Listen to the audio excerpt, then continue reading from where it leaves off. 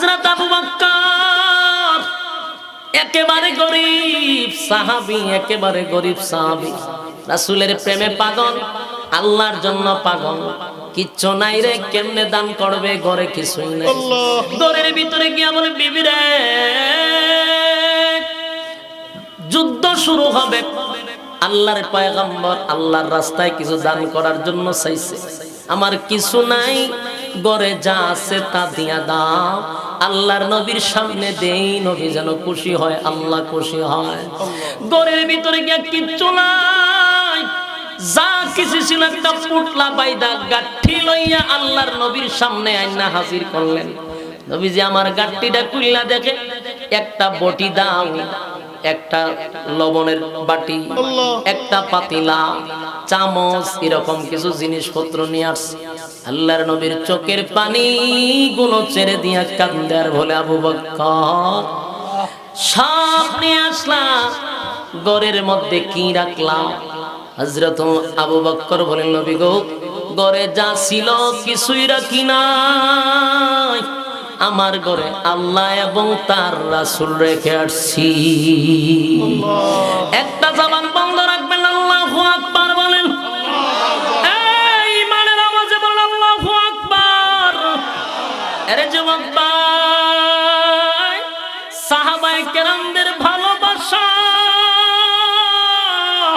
দিনের জন্য, ইসলামের জন্য। গরিব ছিল, একেবারে গরিব, ঘরে কিচ্ছু নাই, কিন্তু আমার রাসূলের বেরাজ করে নাই।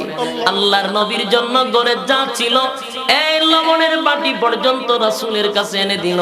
আল্লাহর নবী এই পুতলাটা বুকের সঙ্গে জড়ায়া ধরে বলে, আবু বকর আজকে যে যা কিছু দান করছে রে, আমার আবু বকরের উপরে কেউ যাইতে পারলো না, কেউ যাইতে পারলো না।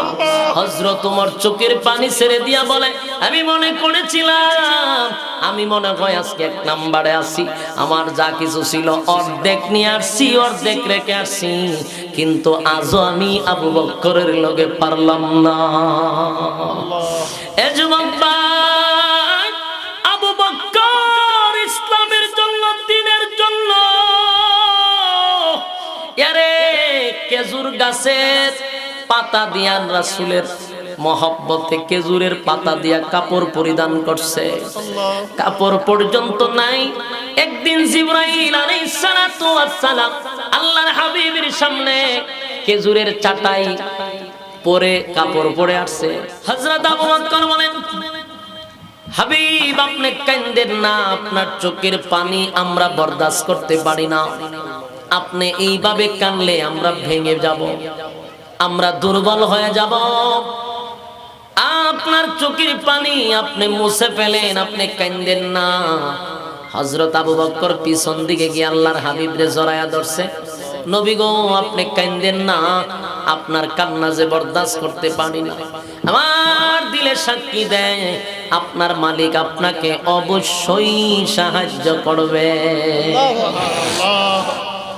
আবু বকর সান্ত্বনা দিল, কিন্তু আল্লাহর নবীর ভিতর একটা ভয় ছিল, যদি বনি ইসরাইলের উম্মতের মতো যুদ্ধের ময়দান থেকে তারা পলায়ন করে, কারণ তাদের হাতে অস্ত্র নাই, গায়ে শক্তি নাই, শরীরের মধ্যে আঘাতের চিহ্ন, যদি এই যুদ্ধের ময়দান থেকে পালায়া যায়, এই ভয়টা রাসূলের ভিতরে ছিল।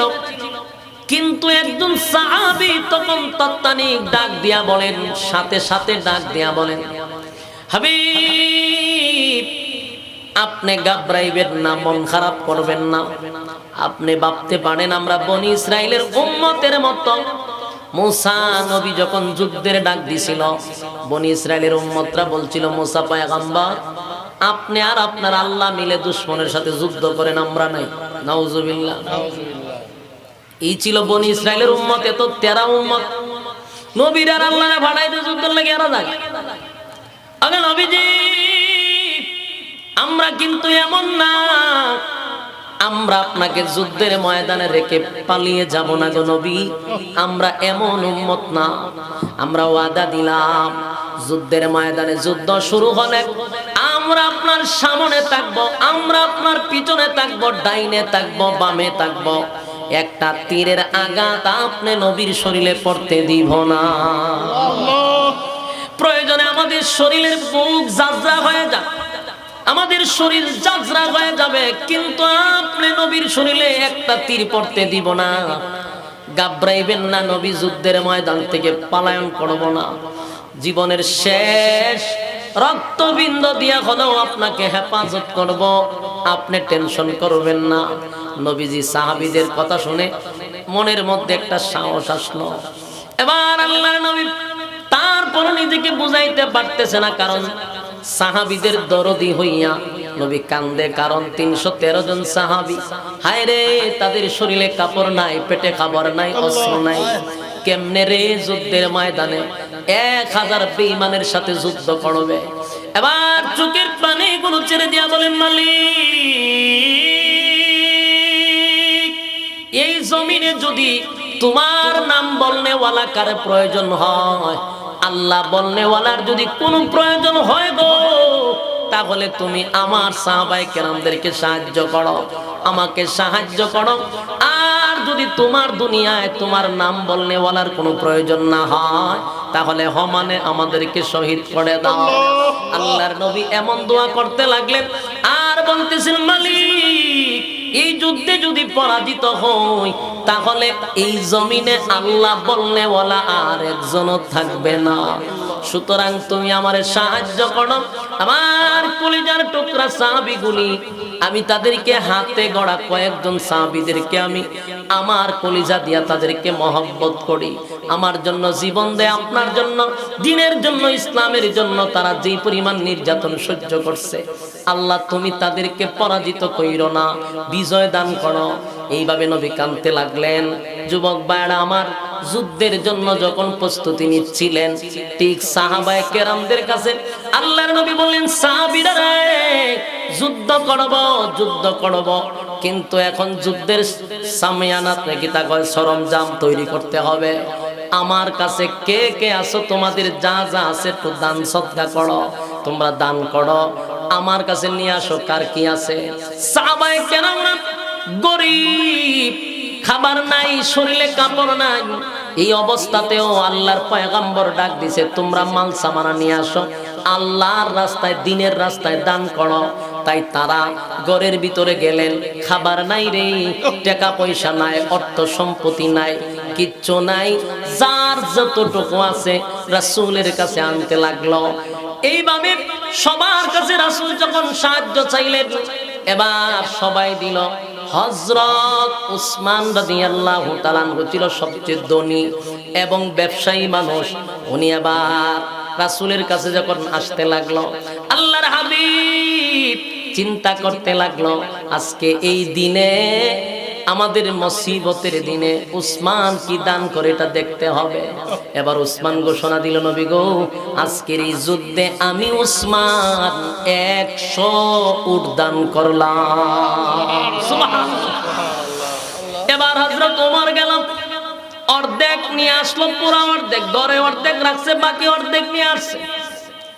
হযরত আবু বকর একেবারে গরিব সাহাবী, একেবারে গরিব সাহাবী, রাসূলের প্রেমে পাগল, আল্লাহর জন্য পাগল, কিচ্ছু নাই রে, কেমনে দান করবে, ঘরে কিছুই নাই।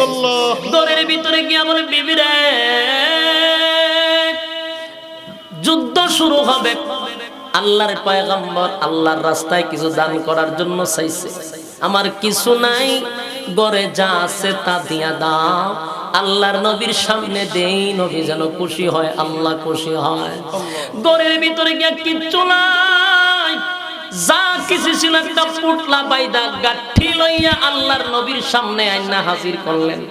নবীজি আমার গাঠটিটা খুললা দেখে, একটা বটি দাও, একটা লবণের বাটি, একটা পাতিলা, চামচ, এরকম কিছু জিনিসপত্র নিয়ে আসছে। আল্লাহর নবীর চোখের পানি গুলো ছেড়ে দিয়া কান্দে আর বলে, আবু বকর, সব নিয়ে আসলাম, ঘরের মধ্যে কি রাখলাম? হযরত আবু বকর বলেন, নবী গো, ঘরে যা ছিল কিছুই রাখি নাই, আমার ঘরে আল্লাহ এবং তার রাসূল রেখে আসছি। একটা জবান বন্ধ রাখবেন, আল্লাহু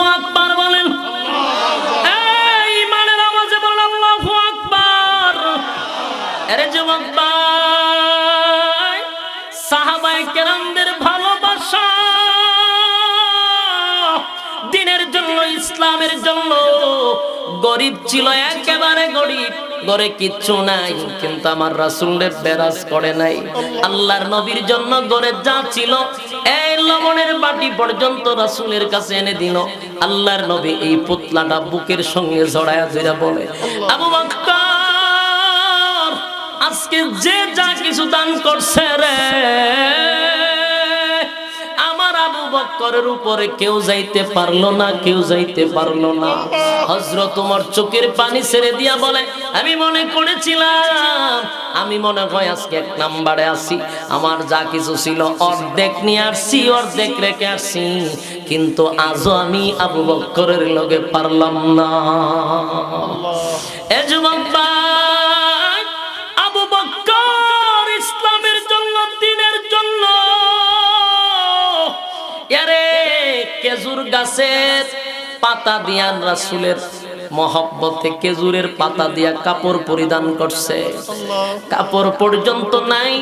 একদিন জিবরাইল আলাইহিস সালাতু ওয়াস সালাম আল্লাহর হাবিবের সামনে খেজুরের চাটাই পরে কাপড় পরে আসছে। আল্লাহর নবী বলেন, কি ব্যাপার জিবরাইল, তুমি কি কাপড় পরিধান করে আসলা? বলে, নবী গো, আজকে যে কাপড় পরিধান করছি শুধু আমি না, আমি না, আসমানের সমস্ত ফেরেশতারা এই রঙে রঙ্গিত হইছে। জোরে জোরে কোন সুবহানাল্লাহ। আল্লাহর নবী বলেন, ঘটনা কি? বল, নবী গো, আপনার আবু বকরের শরীরে কাপড় নাই, আবু বকর ছাটাই দিয়া শরীর মুড়া দিয়া বসে আছে। আমার আল্লাহর কাছে এত পছন্দ হইছে, দ্বীনের জন্য, ইসলামের জন্য সব দিয়া দিল, সব দিয়া দিল। তাই সমস্ত ফেরেশতারাও আবু বকরের রঙে রঙ্গিত। সুবহানাল্লাহ। এ যুবক ভাই, আবু বকর আর হযরত উমর সারাটা জীবন আবু বকর লাগে সব সময় খালি প্রতিযোগিতা করত, কোনোভাবে এক নম্বরে যাওয়া যায় কিনা। কোনোভাবেই ওমর এক নাম্বার স্থান অর্জন করতে পারলো না।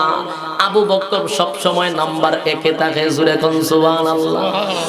এইভাবে যুদ্ধের সরঞ্জাম যখন তৈরি করলো, এবার যুদ্ধের ময়দানে রওনা দিছে রে, যুদ্ধের ময়দানে রওনা দিছে।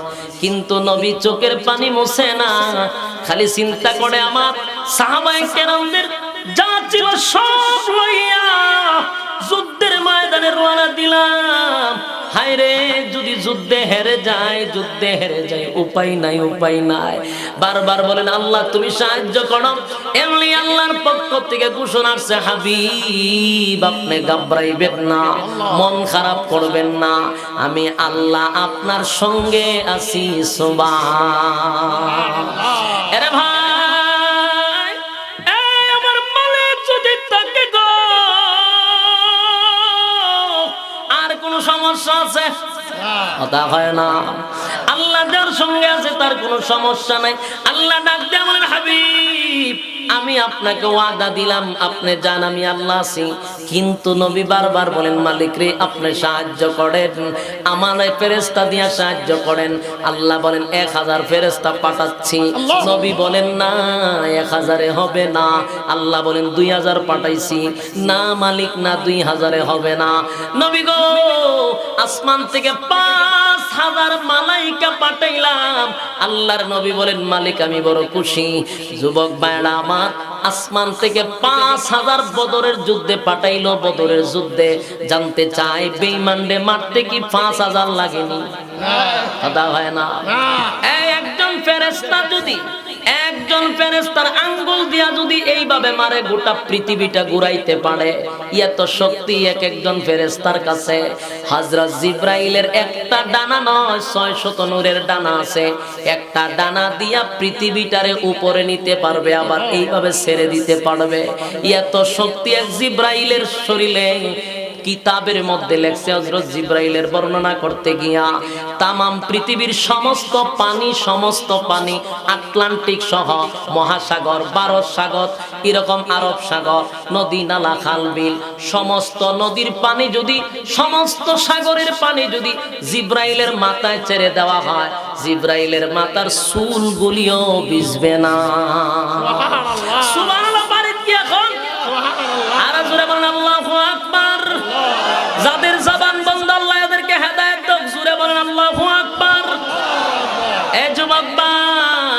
এক জিব্রাইল যদি এত শক্তিশালী হয় 5000 ফেরেশতা দরকার লাগে।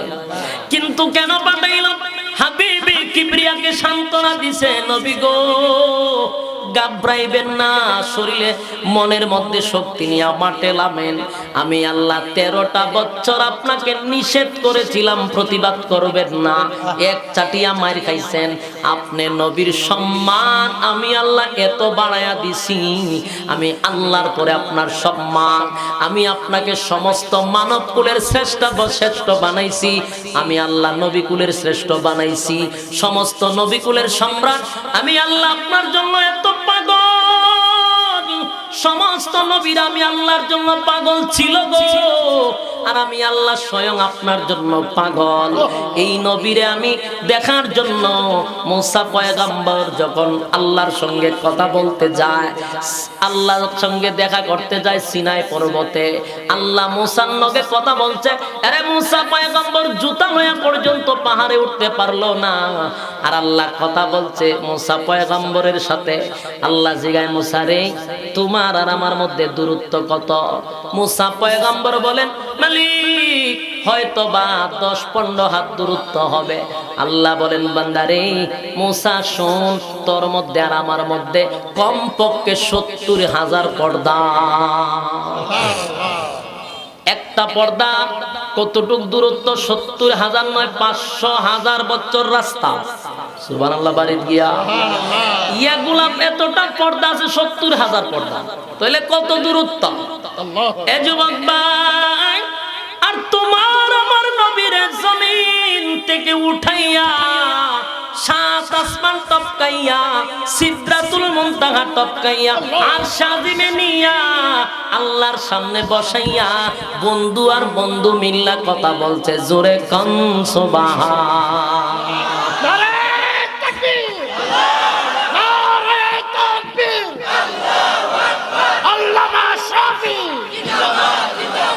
জান্নাতের ভিতরে জাহান্নাম জান্নাত ভ্রমণ করাইলো, সিদরাতুল মুনতাহা টপকাইয়া আরশে আজিমে নিয়া বন্ধুর সঙ্গে বন্ধু কথা হয়।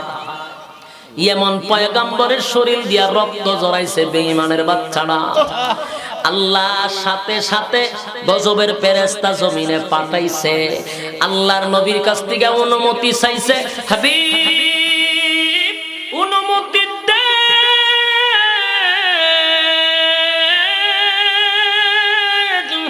একবার অনুমতি দেন গো, জমিন উল্টায়া দেওয়া হবে, বেঈমানের বাচ্চাগুলিরে পাহাড়ের সিপায় পালায়া মাইরা ফেলানো হবে। আল্লাহর নবী শুধু এতটুকু বলছেন, আরে মালিক আমারে আপনি গজবের জন্য পাঠায়েন নাই, আমি হলাম রাহমাতাল লিল আলামিন।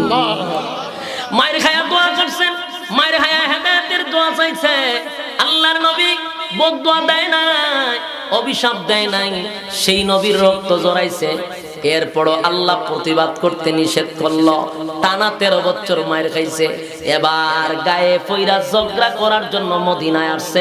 আল্লাহ বলেন, নবী গো আজকে আমি আপনাকে অর্ডার দিলাম, আপনার যা কিছু আছে সব লয়া মাঠে নামেন, একটা বেঈমানের বাচ্চারও ছাড়বেন না, ধরবেন আর কুবাইবেন, ধরবেন আর কুবাইবেন, ঠিক কিনা বল? অর্ডার কে দিছে? আল্লাহ। কথা হয় না, আল্লাহ। সব সময় খালি তাসবিহ হাতে নিয়ে সুবহানাল্লাহ জপলে চলবে না।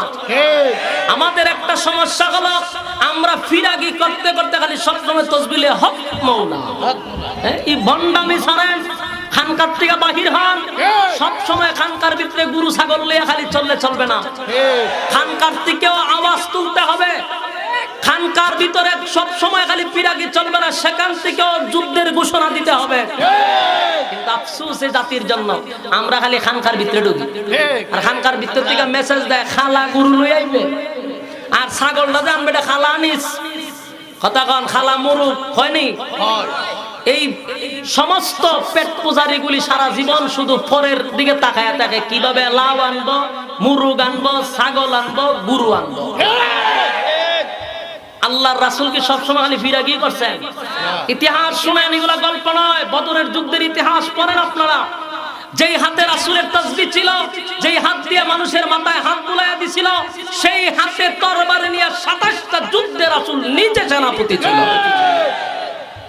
সারা জীবন খালি জিকির আজগার আর পাগড়ি মাথাত রাখছেন। আল্লাহ নিজে ঘোষণা দিয়েছে মাথার পাগড়ি আবার খুলেন, মাথায় বাঁধেন, যা কিছু আছে তা নিয়ে মাঠে নামেন, একটা বেঈমানের বাচ্চারও ছাড়বেন না। আসবা সাথে কুবা শামসুর মতো কুবাইবেন, কুবা শামসুর মতো। ঠিক কিনা বলেন?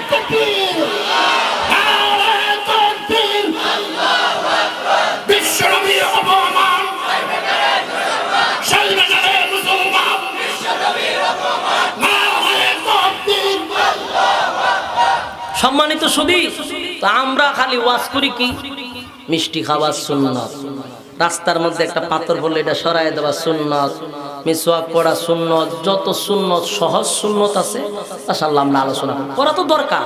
সব সময় আপনি খালি মানুষের বাইরে খাওয়া সুন্নাত, হাদিয়া নেওয়া সুন্নাত, হাদিয়া দেওয়া সুন্নাত, খালি হাদিয়ার ওয়াজ। এই তোমরা বেশি বেশি করে হাদিয়া দেবে, হাদিয়া দেওয়া সুন্নাত। কথা বুঝতেছেন না? এই মজার মজার ওয়াজ শুননা সুতরা সুবহানাল্লাহ সুবহানাল্লাহ হেরা ইসু আল্লাহ আছে, আর এরা লাউ গরু ছাগল যা আছে দিয়া দেন। একটা খানকা কত বড় করে করছে, এই আলিশান দরবার করে বই রইছে। এই সূরা তোর বাপের টাকা দা করছত নি, মানুষের বাড়ির চাউল পর্যন্ত করতে লইছে, আলিশান দরবার খুইলা বইছে। আল্লাহর রাসূল যুদ্ধের ময়দানে যাওয়ার সময় তাদের ফেডে খাবার ছিল না, আর তুই খানখা লইয়া বইছ কোনডে? খানখার ভিতরে গরু ছাগলে ভর্তি। সম্মানিত সুধী, সব সময় পিরাগি নয়। ইসলামের জন্য, দিনের জন্য প্রয়োজনে পাগড়ি মাজায় বাঁধতে হবে। আমরা আজকে পাগড়ি খালি মাথাতেই রাখি, মাজায় বাঁধি না। আর খালি খাওয়ানো সুন্নাত। একবার একটা ঘটনা কইছিলাম না যে আমার সাথে মৌলভীবাজার এক জায়গায় প্রোগ্রাম গেছিলাম। আমি এই সময় ছাত্র মানুষ, ছাত্র জীবনে মাঝে মধ্যে একটু বয়ান করতাম, মানছি নিত। আমি আগে শিল্পী তো আসলাম, সঙ্গীত গাইতাম, তা আমার নিত। তা আমি গিয়ে বসে, ছোট মানুষ না, দাড়ি টাড়ি বালা করে উঠছে না, আমি একেবারে এইভাবে ডরাইয়া বইছি, বক্তা একজন মোড়া ছোড়া। তা আমি ছাত্র মানুষের মতন নামাজের শুরুতে বইয়া রয়েছি। এ বেচারা দেখলাম খাইলো, খাইয়া খালি গইরা, ফের তো বড় এটা উঠতার না, খালি গইরা। তো গইরাইতেছে, তো আমি তো ডরাই একবার সাইডে বই রয়েছি। তখন ফুলা ভান্ডি ডাক দাঁড়ছে, ডাকে সিলিপটা বাসায়, সুমন খৈরে, সুমান আছনি? তো দুইটা হুজুর কোনটা খইরাইনি আমারে? ওই কইতা খাওয়াইছো তো বালা মাশাআল্লাহ, মিষ্টি খোয়া। হুজুর মিষ্টি দা কিতা করতে আল্লাহ জানো না নি? মিষ্টি খাওয়া সুন্নাত, মিষ্টি খাওয়া কিতা সুন্নাত। সুন্নাত ফুলা মানে ফিন্নি লই আইছে, ফিন্নি বুঝুননি, পায়েস পায়েস লই আইছে না, প্লেটও দিছে। এরপরে দেখলাম বইয়া খাইতাছে। আমার মেসাব খাইতেন নি আপনি? জি না জানেন না নি মিষ্টি খাওয়া সুন্নাত? খাওয়া বালা, খাওয়ার পরে একটু মিষ্টি খাইবা। আমার শরীরটা মাঝে এমন সে তুটছে, কারণ আমি কইতে পারি না, সইতে পারি না। আর বড় হুজুর পরে এরারে বুঝাইতেছে, খাওয়ার পরে একটু একটু শূন্য খাওয়া রাসূলে খাইতা সোয়াব। পরে আমি আর ধৈর্য ধরে রাখতে পারছি না, বললাম হুজুর আপনারা তো বড় আলেম, এই যুবক গুলারে যদি খালি এই ওয়াজু আনতে আর জীবন খালি মিষ্টি খাইব, এরারে কইেন রক্ত দেব যে সুন্নাত। এখন এই কথা কইছি পরে বেটা একটা লারা মারছে, কত রক্ত বসায় খায়। কথা বুঝছেন? এইভাবে একটা লারা দিয়া আমার কত রক্ত মশায় খায়। এই বেচার লাগে আর কোনো কথা আছে আমার? এক পেলে আমি ছাত্র মানুষ, ডরা এই কথা বইলা। তা আমাদের দেশে এইরকম ওয়াজ চলতেছে গ্রামে গঞ্জে, হাদিয়া দেওয়া সুন্নাত, হাদিয়া নেওয়া সুন্নাত, হাদিয়া দেওয়া সুন্নাত, নেওয়া সুন্নাত, দেওয়া সুন্নাত কয় না। জীবনের হাবিব রাহমাতুল লিল আলামিন সাহাবায়ে কেরামদেরকে লইয়া যুদ্ধের ময়দানের জন্য রওনা দিলেন। আল্লাহ কি বলছে? যেটারে পাইবে সমানে সাইজ করবে। সব সময় ফিরাগি চলে না, মাঝে মধ্যে হুঙ্কার দিতে হয়, গরম হতে হয়। রাসূল মাঠে নামলো, যুদ্ধ শুরু হইল। আর হেরা প্রথম ৩১৩ জন থেকে টিটকারি মস্কারি শুরু করছে। আবু জাহল হাসে, কাহারে গরিবের ঘরের গরিব গাও, এই সমস্ত ফকিনি লই আইছে, অস্ত্র নাই, শরীরে কাপড় নাই, ফেডে খাবার নাই, ইটির তো লাম লই শেষ করে লাম। এমন ভাবে টিটকারি মস্কারি শুরু করছে। আল্লাহ কয় আচ্ছা তো লাভ। যেই যুদ্ধ শুরু হইছে, যুদ্ধ শুরুতেই বেঈমানরা চিৎকার শুরু করছে, কি তারে শিক্ষার দেশ করে, তারা না অস্ত্র সহ ট্রেনিং প্রাপ্ত সেনাবাহিনী, তো শিক্ষার মানুষ করে আর খালি দৌড়ে, অমাইদা টুসি মারে, অমাইদা টুসি মারে, অমাইদা ঢুকিয়া জায়গা চুরি, অমাইদা ডেগা ঢুকিয়া শেষ, জাকাত শেষ। ঘটনা কিতা, ঘটনা কিতা? যখন তারা দৌড় শুরু করছে, যখন মাইর খাইতে লাগলো, একজন একজনের জায়গায় ঘটনা কিতা, ঘটনা কিতা? মাত্র ৩১৩ জন, এতগুলো অস্ত্র লয়ে এলাম, দৌড়স করে বাইরে কিতার লেগে দৌড়তাম না, চুল তলোয়ার তুলে একটা, যে সময় লামে ৭০টা একসাথে লামে। সুবহান আল্লাহু আকবার বলেন। বলে তলোয়ার দেখছি তুলে একটা দেশে বললাম আমি একসাথে 70টা তরবারি লাম। এই দৃশ্য দেখে আমরা জাকাত শেষ। সাহায্য করলো কে? আল্লাহ। কেন? ঈমানি জজবা ছিল, ইখলাস ছিল আল্লাহর জন্য, দ্বীনের জন্য। তারা সমস্ত শরীরের শক্তি নিয়ে লামছে, কিন্তু এটা শক্তির জোরে বিজয় হয় নাই, এটা একমাত্র ঈমানের জোরে টিকছে। ঠিক কিনা বলেন? বদরের যুদ্ধ শুরু হইল 313 জন দিয়া। হ মানে কুবা শামসু টাকা দিছে কেডা? বাচ্চা দিছে, দুমছে কুবাইছে, জনমের কুবানি। কুবানির পরে কয়েকটা নে বন্দী করে তুইছে, কয়েকটারে একবারে জাহান্নামে ভাড়াই দিছে, আর কয়েকটা কাপড় তুইলা দৌড়, একটা রইছে না। আল্লাহ বদরের যুদ্ধ মাত্র 313 জন দিয়া বিজয় ঘোষণা করে দিছে। সুবহানাল্লাহ, সুবহানাল্লাহ। আইলো কতজন? 1000 ট্রেডিং প্রাপ্ত অস্ত্র সহ। ফিডা খায়া গেছিনি বদরের যুদ্ধে বিজয় মুসলমান। সুবহানাল্লাহ। আজকে আমরাও বিজয় হইতাম, মুসলমানের হাতে সবকিছু থাকতো, একটাই সমস্যা, আমরা এক হইতে পারি না। আমরা গুতাগুতির কারণে আমরা সাইডের লুকায় ফিডায়, একমাত্র গুতাগুতির কারণে। যতদিন না পর্যন্ত আমরা এক না হব, আল্লাহর কসম ফিডা খাওয়া বন্ধ হইতো না। আমরা এক আল্লাহর গোলাম, নবী আমাদের একজন, কুরআন আমাদের একটা। হ্যাঁ, কিন্তু এর মধ্যে আমরা দলের অভাব নাই। টুপি পর্যন্ত দলের কথা হয় না। টুপি যদি সুক্কা হয় এটা আরেক দলের, টুপি যদি লম্বা হয় এটা আরেক দলের, টুপি উঁচা হইলে এটা আবার আরেক দলের, আবার যদি দেখা যায় কালারিং হয় তাহলে আবার আরেক দলের। ওমা টুপির মধ্যে রাজনীতি। লাস্টে এই গুতাগুতি দেখতে আমি একটা টুপি বানাই, যেটা নাম হলো আশরাফি টুপি। ভাই তোরা যে আমি যাস, আমি আমার টুপি, আমি তোরা লম্বা তো নাই, নেশা তো নাই, কালারিংও নাই, উঁচা তো নাই, আমি আমার দলের। এই টুপি দিয়া বোঝা যায় এটা কোনো দলের না। এর আগে এই ডিজাইন কেউ বানাইছে না, নিজে কলম দিয়া আইকা এই ডিজাইন বাই করছেন, নামও দিছে আমার নাম, তাতে কোনো কেউ কইতে না পারে এটা এই দলের। কারণ আমরা দেশে টুপি ফিরল হইটা তুই মুখের দালাল। চিন্তা করেন, যেই দেশে টুপির মধ্যে দালাল তালাশ করে, যেই দেশে টুপির মধ্যে রাজনীতি আছে, এই দেশে ইসলাম কিভাবে কায়েম করবেন আপনি? হ্যাঁ, আল্লাহ আমাদের এই ফিতনার থেকে হেফাজত করুক, আমিন। সবচেয়ে বড় সমস্যা, উপরের দিকে তুতু দিলে নিজের উপরে বেড়ে লাগা। যত গুতাগুতি সব হইলো আমরা হুজুরার মধ্যে, সবচেয়ে বেশি গুতাগুতি হুজুরার মধ্যে। পাবলিকের মধ্যে এত গুতাগুতি নাই, এত কামরা কামরি নাই, যেই পরিমাণ আমরা টুপিওয়ালার ভিতরে আছে। একটা আরেকটার সহ্য করতে পারে, দেখতেই পারে না। কেন? এটা কি রাসূলের আদর্শ?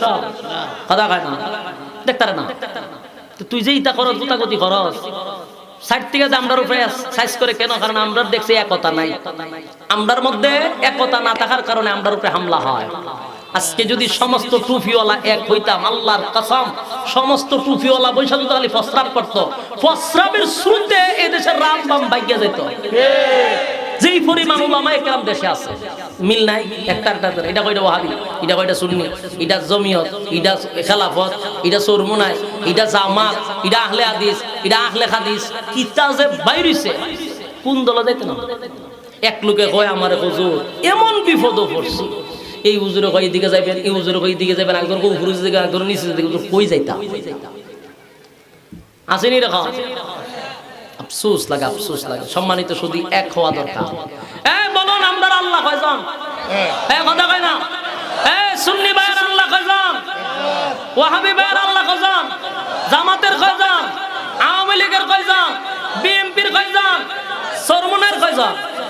আল্লাহ একজন, রাসূল একজন। আমাদের রাসূল এক, আল্লাহ এক, সংবিধান কোরআন এক। তুইলে গুতাগুতি করে কথা কয় না। অন আছে নূর আর মাটি লিয়া কথা কয় না। হুজুর একটা বেজাল আছে, কিতা কয়? আর নবী নূর কয় আর মাটি কয়। আমার যুক্তি হইল, নবীর যদি আল্লাহ নূর দিয়া বানায়া থাকে, আমি আশরাফি মানি। আপনারা মানলে মানেন, না মানলে না। যদি আল্লাহ নূর মানি দিয়া, আল্লাহ রাসূলের নূর দিয়া বানায় থাকে, অবশ্যই মানি, মানতাম না কেন? যদি আল্লাহ মাটি দিয়া বানায় থাকে আমি মানি, আল্লাহ যদি স্বর্ণদা বানায় থাকে মানি। আমার কাজ হইল মানা, কথা কয় না। আমার কাজ হইল যে কোনো পদার্থ দিয়ে আল্লাহ রাসূল বানাক, কিন্তু আমার মূল উদ্দেশ্য হলো রাসূলকে মানতে হবে। তাহলে বানাক দে যে কোনো জিনিস দিয়ে, আমার কি লই আল্লাহ বানাইছি? তাহলে ইটা দোকান করে বলে কিতান্দা বানাইছে। আমার একদিন কয় কিতান্দা বানাইছে, আমরা কইলে লইব। আরে বেটা আমার কি লইয়া বানাইছেন আল্লাহ? এই সমস্ত প্রশ্ন যারা করে সবগুলা দেখবেন বেনামাজি, গাঞ্জাখোর, হিরুঞ্চি। একটাও নামাজ পড়ে না, রাসূলের কোনো সুন্নাত নাই এর মধ্যে। এ আছে রাসূলের কি রান্না বানাইছেন, বলে যে কোনো জিনিস দিয়ে বানান, উদ্দেশ্য কি? রাসূলকে মানতে হবে। আমাদের কাজ কি? মানা। জোরে বলেন, আমাদের কাজ আজকের থেকে এগুলা বলবো। আমরা এক বাক্যে বলবো আমরা রাসূলকে মানি। মানি দা বানাইলো মানি, নূর দিয়া বানাইলো মানি। কথা কয় না? নূর দিয়া বানাইলে মানেননি? মানি। যে কোনো জিনিস দিয়া বানাক মানি। শুধু আমাদের কাজ হলো রাসূলের আদর্শ মাইনা চলা, ঠিক কি না? আল্লাহর গোলামি করা, ইতা বাদ দিয়া গুতাগুতি বাদ। রাজি আছেন না আপনারা? হ্যাঁ, লিল্লাহি তাকবীর। রাজি আছেন নি? যুবক ভাই, দিলের কান লাগায় কথাগুলি শুনেন। আল্লাহর হাবিব রে বিজয় দান করলো বদরের যুদ্ধে। বিজয় হয়ে গেল, একটা দুইটা নয়, অসংখ্য যুদ্ধ, উহুদ, বদর, এরপরে খন্দক, অনেক যুদ্ধে মুসলমান বিজয়ী। একটা পর্যায়ে মক্কা থেকে মদিনায় আসার পরে 7 বছর হয়ে গেল। 7 বছরে অসংখ্য যুদ্ধ মুসলমানরা বিজয়ী ঘোষণা করছে। সুবহানাল্লাহ। সব যুদ্ধে বিজয়। 7 বছর পরে আল্লাহ রাসূল স্বপ্নে দেখছে। স্বপ্নে দেখলো রাসূল সাহাবায়ে কেরামদেরকে লইয়া মক্কায় গেছে, গিয়া নিরাপদে হজ করছে, আবার নিরাপদে মদিনায় আসছে। কয় বছর পরে? মক্কা থেকে আসার 7 বছর পরে। এর ভিতরে কোন সাহাবী মক্কায় গিয়া হজ করতে পারছে না, খানায় কাবা তোয়াফ করতে পারছে না। এই স্বপ্ন রাসূল যখন সাহাবায়ে কেরামদের কাছে বলছে, এরা সব লাভ দিয়ে, হুজুর কলিজাটা ঠান্ডা হয়ে গেছে, আমরা খানায় কাবা তোয়াফ করতে পারতেছি না। আপনার স্বপ্ন তো স্বপ্ন নয়, এটা তো ওহী। সুবহানাল্লাহ। আপনি স্বপ্ন যা দেখেন সব সত্য, সুতরাং স্বপ্ন বাস্তবায়ন করেন, আমাদের কলিজা ঠান্ডা করে আমরা খানায় কাবা জিয়ারত করব। আল্লাহর হাবিব গোটা মদিনায় খবর হয়ে গেল, হাবিব মক্কায় যাবে হজ করার জন্য। কে কে যাবি রে? তাড়াতাড়ি লা, মক্কায় যা, মক্কায় যাব। এই ঘোষণার পরে মদিনা থেকে 1400 সাহাবায়ে কেরামরা মক্কার দিকে রওনা দিছে হজ করার জন্য। 1400 সাহাবায়ে কেরাম ইহরামের কাপড় পরিধান করে, সাথে মহিলারা সহ বেড়া বকরি লইয়া হজ করার জন্য মক্কায় গেল। কিন্তু মক্কার দ্বার প্রান্তে যাওয়ার পরেই মক্কায় ঘোষণা হয়ে গেছে, আব্দুল্লাহর পুত্র মুহাম্মদ মদিনা থেকে লোক লইয়া মক্কায় ঢুকবে রে। সাবধান, সাবধান, মুহাম্মদকে মক্কায় ঢুকতে দেওয়া হবে না। অতীতে যত যুদ্ধ করছি একটা তো বিজয় হতে পারলাম না। আমাদের অসংখ্য লোক মারা গেছে, অসংখ্য লোককে বন্দী করা হয়েছে। আর এবার যদি মক্কায় ঢুকে গো, মক্কার মানুষকেও তারা শেষ করবে, মক্কাও তাদের হাতে নিবে। কোনোভাবেই আব্দুল্লাহর পুত্র মুহাম্মদকে মক্কায় ঢুকতে দিব না। রাসূল গেলেন হুদাইবিয়া নামক একটা জায়গা। সেখান পর্যন্ত যাওয়ার পরে এখন আর মক্কায় ঢুকতে দেয় না। রাত্রে রাসূল এখানে থাকলেন। ওইদিকে গোটা মক্কার মধ্যে আলোড়ন সৃষ্টি হয়ে গেছে।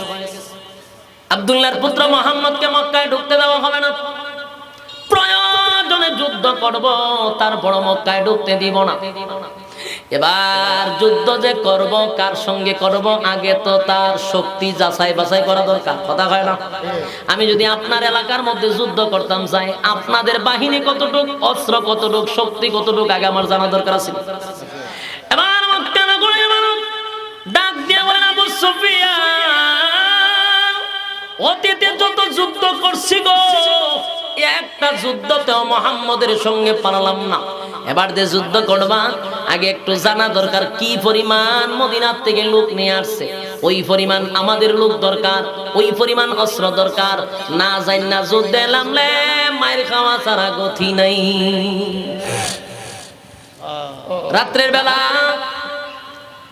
রাসূল সাল্লাল্লাহু আলাইহি ওয়াসাল্লাম সাহাবায়ে কেরামদেরকে বললেন, আমার কলিজার টুকরা সাহাবীরা, রাত্রের খাবার তৈরি করো, আর তোমরা 10 জন 5 জন করে করে এক একটা সোলা বানাও। 1400 মানুষ যদি 10টা মানুষ একত্রিত হয়ে সোলা বানায়, তাহলে সোলা হইব কতটা? প্রায় 100টা। আমি জানতে চাই, আমি আপনাদের কাছে জানতে চাই, 1400 মানুষ খাওয়াইতে কয়টা সোলার প্রয়োজন? কথা হয় না? এরা হয় 100, আন্তাজ না থাকলে যাও। 4-5টা চুলা হইলে 2000 মানুষ খাওয়ানি যায় কথা কয় না দি 100 চুলা কেমনে বলেন আনতার ছাড়া 5-6টা চুলা হইলে 2000 মানুষ খাওয়ানি যায় কথা কয় না রাসূল কইল কটা 100টা বানাও সাহাবায়ে কেরাম মাথা তাত দিয়া হয় ঘটনা বুঝলাম না 60টা চুলা হইলে আমরা ডেস্কি বসাই দিমু 1500 মানুষ খাইয়া লইব এই রাসূল এতগুলো চুলা বানাইবার কথা কইল কেন এরার মাথায় আর ধরতেছে না কিন্তু রাসূল বলছে বানাও দ্বিতীয়বার যেই কথা বলবে হুজুর কেন এই শব্দটা সাহাবায়ে কেরামদের ছিল না রিপিট করার কোনো সুযোগ নাই রাসূল বলছে তো করতেই হবে এই ছিল আদব 100 চুলা বানাইয়া 100 চুলার মধ্যে আগুন ধরাইছে ওইদিকে মক্কা থেকে আবু সুফিয়ান না দুইজন গোয়েন্দা পাঠাইছে মুহাম্মদ মদিনা থেকে কি পরিমাণ লোক নিয়ে আসে তোমরা একটু দেখে আসো রাতের বেলা গোপনে এই দুই লোক আইছে আয়াজন হুদাইবিয়াত খালি ঢুকছে ঢুকে আর একটা পাহাড়ের টিলার দাঁড়ায়া দেখে চতুর্দিকে খালি আগুন আর আগুন এই লোক দেখে ঘটনা কি রে চতুর্দিকে আগুন জ্বলে কাটটো সামনে যাই আর একটু সামনে গিয়া দেখে এই আগুন তেমনে জ্বলে না চুলার মধ্যে আগুন ধরে দুই লোক মাথা তাপ দিয়া কইরে এটা তো সব চুলা বলে হকতে কি তৈছে চুলা এত চুলা যদি হয় এত পাতিল যদি হয় কত লক্ষ মানুষ খাইব হিসাব আছে সুবহানাল্লাহ কইছেন কয় বেটা 100 চুলার আন্ডারে কত হাজার মানুষ উপায় নাই যুদ্ধ করতে নি তাড়াতাড়ি আয় জান বাঁচানি পড়া এই দুই রাতে দৌড়ায় গেছে মক্কায় গিয়ে আবু সুফিয়ান না রেখে কইরে লক্ষণ বালাউলা দেখছি না বলে তোরারে পাড়ে যে লোক দেখতে কি পরিমাণ দেখছ তো চুলা কিতা বলে 100 রূপ হইব চুলা তে চুলা দিয়ে আমি কিতা করতাম মানুষ দরকার মানে রে কয় তুই কি মাথা মুড়া 100 চুলা যদি হয় 100 চুলা খাওয়াই না কত হাজার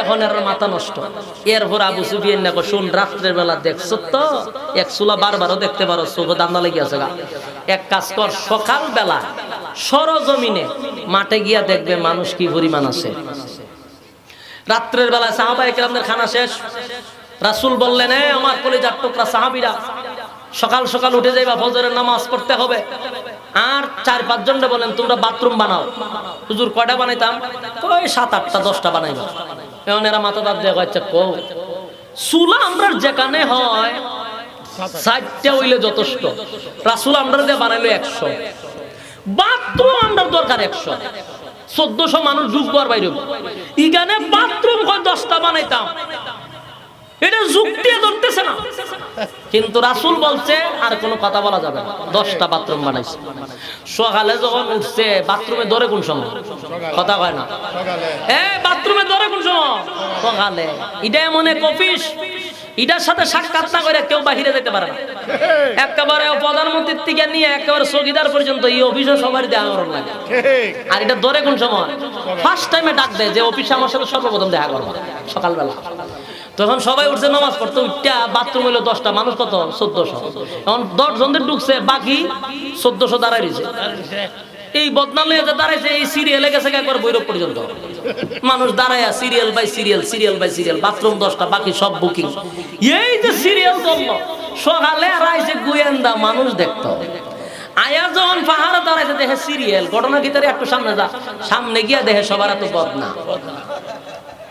যদি বাথরুমও বেটা বলে সর্বনাশ বাথরুমও যদি এত লম্বা সিরিয়াল হয় রে উপায় নাই বাথরুমও যদি এই পরিমাণ লোক হয় তাহলে তাঁবুর ভিতরে কত পরিমাণ অথচ তাঁবুতে 2 জনও নাই সবাই যে সিরিয়াল এরা কয় বাথরুমও যদি এই পরিমাণ লোক হয় সিরিয়াল কি পরিমাণ সর্বনাশ যুদ্ধ তো দূরের কথা তাড়াতাড়ি বাঘ দৌড় শুরু করছে গিয়ে আবু সুফিয়ান কয় রে মক্কাতে আগুন লাগাইছ না কুবা শামসুর মতো ফিরাইছে তোরারে 7টা যুদ্ধ করছ কোনটা জিতছত বলে না তুই এখন কাম কর মুহাম্মদের সাথে লাগার দরকার নাই উনি অনেক চালু মানুষ 1 লক্ষর নিচে লোক আনছে না কই তোরা কি সরজমিনে দেখছত বলে সরজমিনে বাথরুম দেখি দিত মানুষ এনে দেখতে বলে বাথরুমও যেই পরিমাণ সিরিয়াল তাবুর ভিতরে কি পরিমাণ এই কথা শুনে আবু সুফিয়ান ভয় পাইছে ভয় পাইয়া যুদ্ধের কথা ভুলে লইছে যুদ্ধ করা যাবে না এখন সন্ধি করতে হবে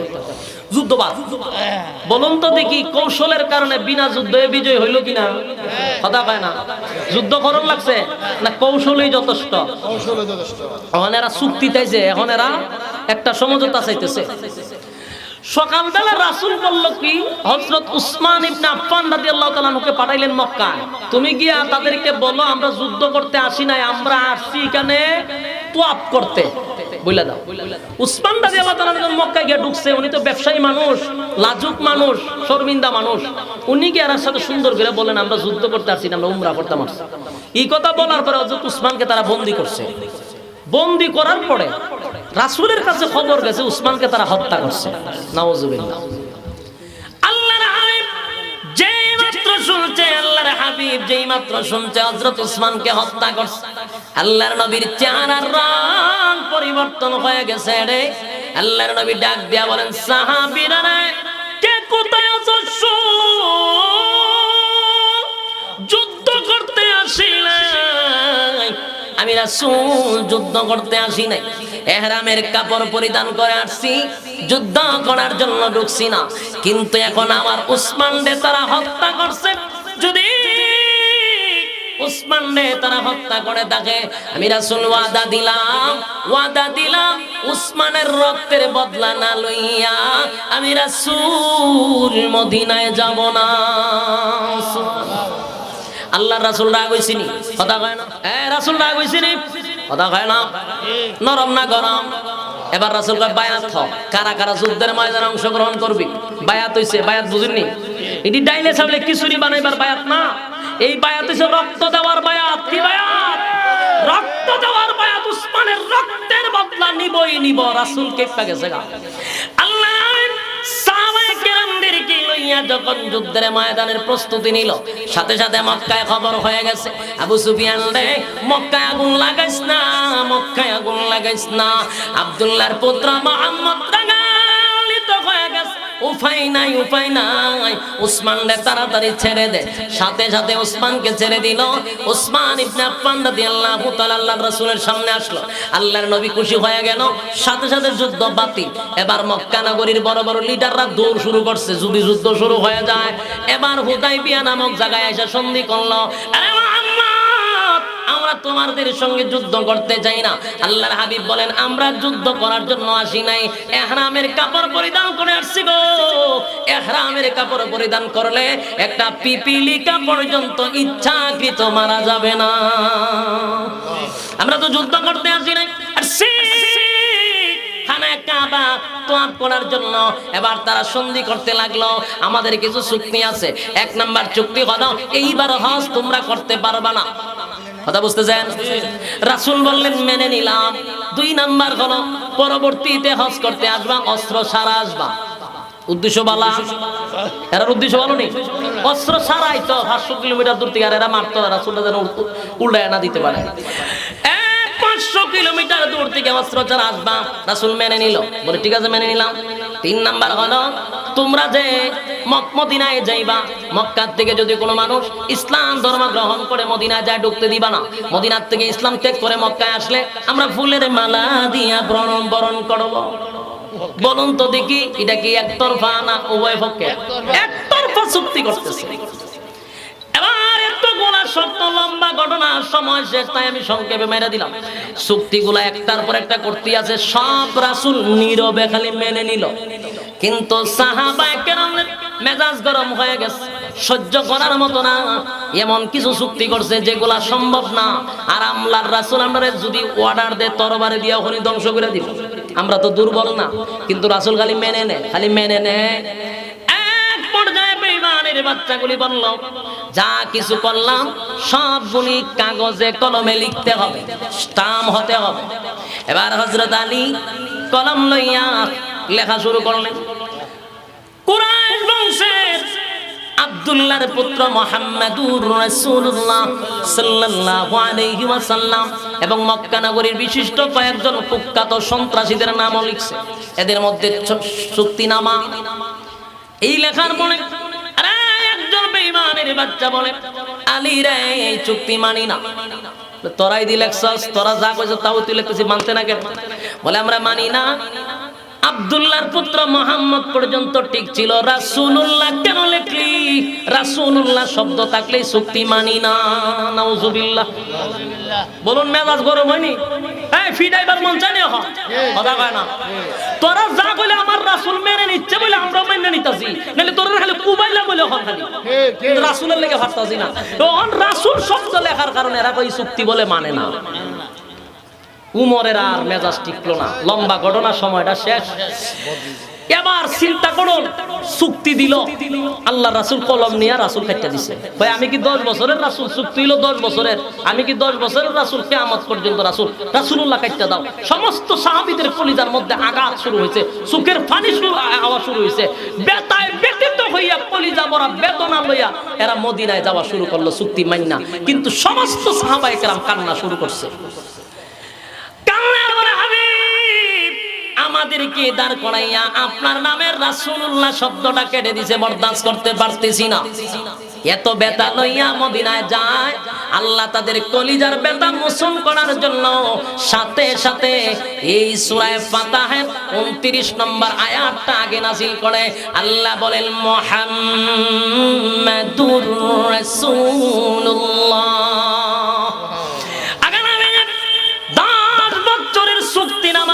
রাসূল না থাকার কারণে তাদের কলিজার মধ্যে ব্যথা আমি আল্লাহ কিয়ামত পর্যন্ত মহাগ্রন্থ আল কোরআনে আপনার নাম রাসূল বসায়া দিলাম মুহাম্মাদুর রাসূলুল্লাহ ওয়াল্লাযীনা মা'হু আশিদ্দাউ আলাল কুফারি রুহামাউ বাইনাহুম তারাহুম রুকআন সুজদা এই মুহাম্মাদুর রাসূলুল্লাহ শব্দটা কোরআনে বসায়া দিয়েছে কতদিন কিয়ামত পর্যন্ত কেন 10 বছরের চুক্তির মধ্যে কাইটা আমি